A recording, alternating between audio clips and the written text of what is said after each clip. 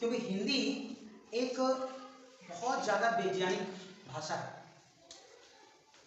प्रकरण का नाम है पर्यायवाची शब्द। क्या है? पर्यायवाची शब्द। एक छोटी सी मैंने परिभाषा लिखी है जो आपको अच्छे से समझ में आ जाएगी। वे शब्द जिनका भाव एक सा होता है, ठीक है, वो पर्यायवाची शब्द कहलाते हैं।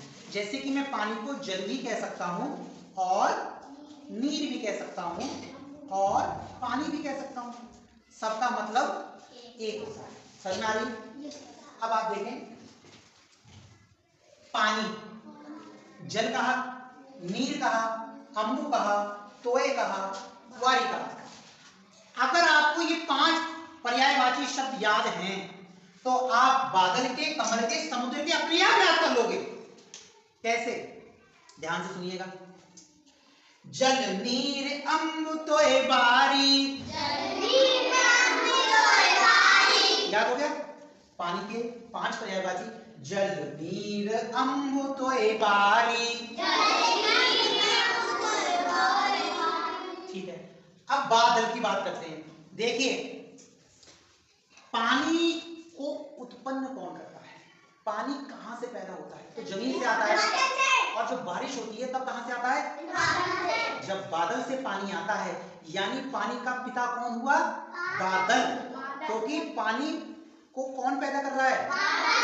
और दा का मतलब क्या होता है? दा अक्षर का मतलब मैंने देखिए लिखा है नीचे, को पैदा करने वाला। अगर किसी शब्द के बाद में और वो सार्थक शब्द बना रहा है और हम दा जोड़ रहे हैं तो उसका मतलब होता है उस वस्तु को पैदा करने वाला। अब आप देखिए, जल को पैदा करने वाला कौन है? बादल। जल के बाद हमने दा जोड़ दिया, याद हो गया? ऐसे नीरद, नीरद में क्या हो गया? बादल। अम्बुद, अम्बु में दा जोड़ दिया, क्या बन गया? बादल का पर्यायवाची। तो यद, बादल का पर्यायवाची।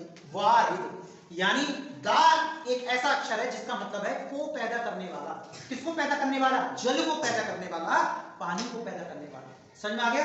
जल अम्बु तोय बारी, जल नीर अम्बु तोय बारी। तो जलद, नीरद, अम्बुद, तोयद, बारिद किसके पर्यायवाची बन गए? किसके?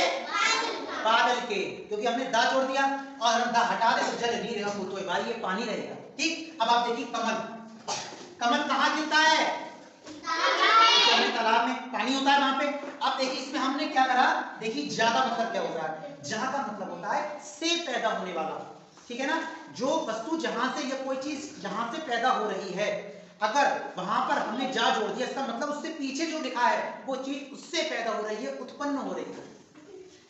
मतलब जल से उत्पन्न होने वाला या जल से पैदा होने वाला कमल है। नीरज, अम्बुज, तोयज, बारिज, बारी का वारिज, तोय का तोयज, अम्बु का अम्बुज, नीर का नीरज, जल का जलज। याद हो गया? यानी आपको अब 5 या 15 3 18 पर्यायवाची एक दूसरे से मिलकर याद हो गए। आसान है? Yes sir. इसलिए कहते हैं हिंदी एक ऐसी वैज्ञानिक भाषा है जिससे ज्यादा वैज्ञानिक भाषा कोई है नहीं, और उससे भी ज्यादा वैज्ञानिक भाषा हमारी है संस्कृत। अंग्रेजी की जितने भी शब्द हैं अधिकतर संस्कृत से लिए गए हैं। भातृ से बना ब्रदर, मातृ से बना मदर, ज्योमेट्री से बनी ज्योमेट्री। तो ये सब भाषाओं की जननी संस्कृत है और हिंदी हमारी बहुत ही वैज्ञानिक भाषा है। अब बात करते हैं समुद्र की। समुद्र भी इसी से याद करेंगे। कैसे? अब आप ये देख रहे हैं धी है। क्या है बच्चों? धी का मतलब है भंडारक, जो भंडार कर ले, इकट्ठा कर ले, संचित कर ले। जैसे गेहूं की कुटिया में क्या संचित करते हैं? गेहूं। चावल की कुटिया में चावल। ऐसे ही पानी को इकट्ठा कौन कर सकता है? समुद्र कर सकता है। सारी नदियां, नदी, नाले, तालाब, सब इस सब का जो पानी अगर निकलता है, तालाब तो नहीं, लेकिन जो नदियां हैं और जितने भी नाले, सब पानी कहां जा रहा है? समुद्र में। यानी समुद्र इकट्ठा कर रहा है, भंडार कर रहा है, इसलिए उसे भंडारक बोलते हैं। यानी जो धी है, धी का मतलब होता है भंडार करने वाला, इकट्ठा करने वाला। और किसी शब्द के बाद में जब धी जोड़ देंगे तो उसका मतलब होगा भंडार करने वाला। किसको? उस वस्तु को जो उससे पहले लगी है। यानी जल लिखा, जल में धी जोड़ा, जल को भंडार करने वाला जलधि यानी समुद्र। सागर, नीर को यानी जल को इकट्ठा करने वाला, भंडार करने वाला, नीरधि।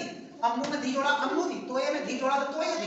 बारी में धी जोड़ा तो बारहधि। अब आपको सबको याद हो गए? कौन सुनाएगा यहाँ पर आके?